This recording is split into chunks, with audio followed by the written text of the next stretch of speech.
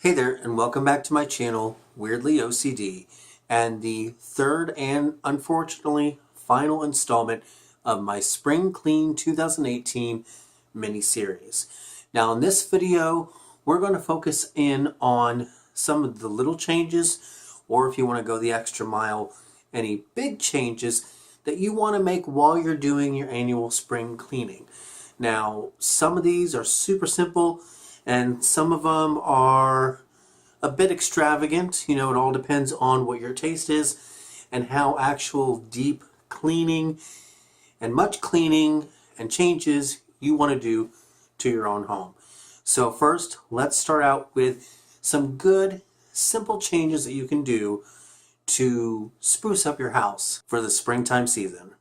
I've compiled a list here of some simple things that you can do this year while you're finishing up your last task things for spring cleaning, and just can make your home feel a little bit brighter. I know in a lot of parts of the country right now, it feels like winter is just hanging on and hanging on, and we can't actually jump into that spring season or weather just quite yet. But some of these changes may bring spring into your home a little early, and if anything, it'll make that cabin fever hopefully kind of go away with some simple changes.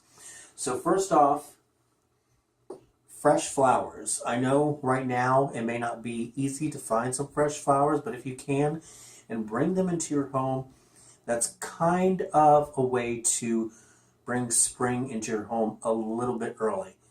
Plus the smell is fantastic. Secondly, switching out some of your decor and knickknacks. Now up here in the corner, I'm going to show you some of the few little small changes that I did in our kitchen. I changed out, first of all, on the top of the refrigerator here, some of our knickknacks. We just had too many themes going on, as I mentioned in my last video, so we decided to focus on vintage-looking tin canisters. So that's what we did. We kept it very clean, streamlined, one particular category of an item. Now you'll notice that I added a vintage teapot to the back burner on our stove. This is something that we had kind of shoved away in a cabinet, so I figured I would bring it out for a little bit of a change on the stove.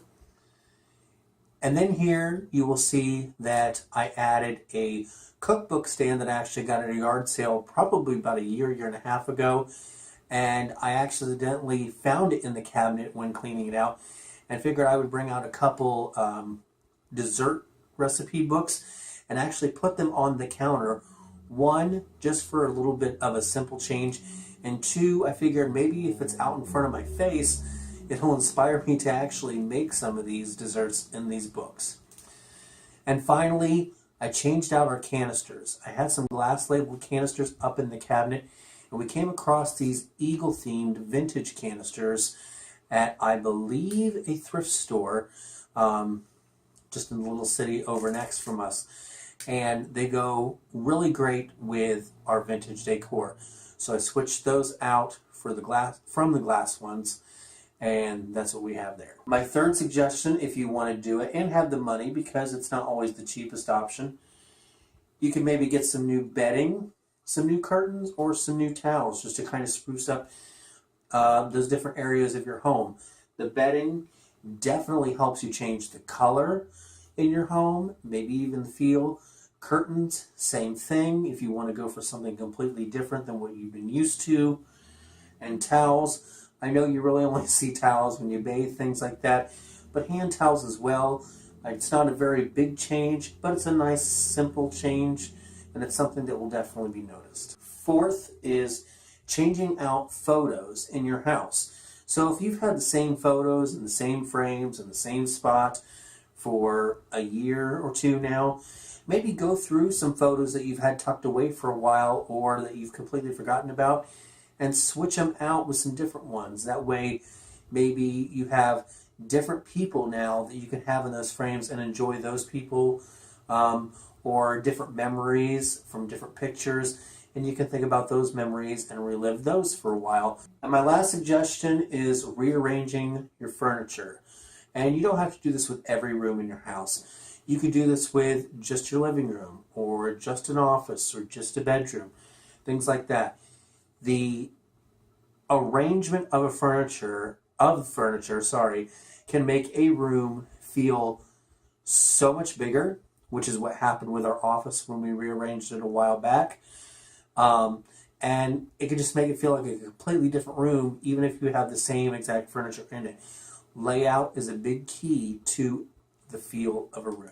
Now I'm going to go over a list of things that you can do that are cleaning related, that are a little bit above and beyond just the general spring cleaning, that if you're really gung-ho about getting your house cleaned, you may consider doing. All right, so now we're going to focus on not only some big things you can do as far as a follow-up to your inside spring cleaning, but also things that you should just maybe do in general if you didn't do it when we just did our time change. So first thing, if you really want to go the extra mile, steam clean your carpets. I'm going to insert a clip from a video that I actually just came across this morning up here in the corner. To me, this is an extremely satisfying video, but look how clean they are getting this carpet. Now, granted, this is a company and a video from Australia, but you could definitely call a professional carpet cleaning company if you wanted to come in and completely clean all the carpets in your home, give them a brand new look. I'm sure give your home a brand new smell, and just an overall amazing clean new appearance. Second thing, if you really wanted to, is power washing your house. A lot of times the salt from the roads during winter, snow melting, things like that, can definitely dirty up the outside of your house. So if you are feeling frisky enough, you could rent a power washer for a day or two or weekend and clean the entire outside of your house as well. Maybe even use it on your sidewalks, your driveway. Third thing is organize the garage.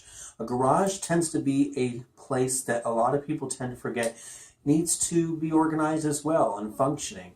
I think a lot of times people are more focused on the inside of the house because that's what you see the most. So definitely take that extra afternoon or an entire day if you want to go through your garage, get rid of anything you don't use, whether you could donate it, sell it, put it back for a yard sale, or if need be, just simply trash it. But get it organized, get it cleaned up, because the garage is no less important than any other part of your house. And then a couple things I wanted to just remind you of in case you either didn't do it during the time change or you're actually in a state or an area where you don't do the time change. And that is changing out the air filters in your air conditioning unit in your house, and checking your smoke, and if you have them, carbon monoxide detectors, making sure the batteries are functioning, making sure the detectors are functioning, so you can keep your family safe. So I hope these tips helped you a little bit. If you've seen anything that you may be interested in trying, or something that you maybe thought of that you could do that I didn't list, leave it down in the comments because I would love to read it. And as always, I reply to every single comment, whether positive or negative, on my channel. But with that, that is today's video. I hope that you enjoyed it, and I will see you all on Sunday. Have a great day. Bye-bye.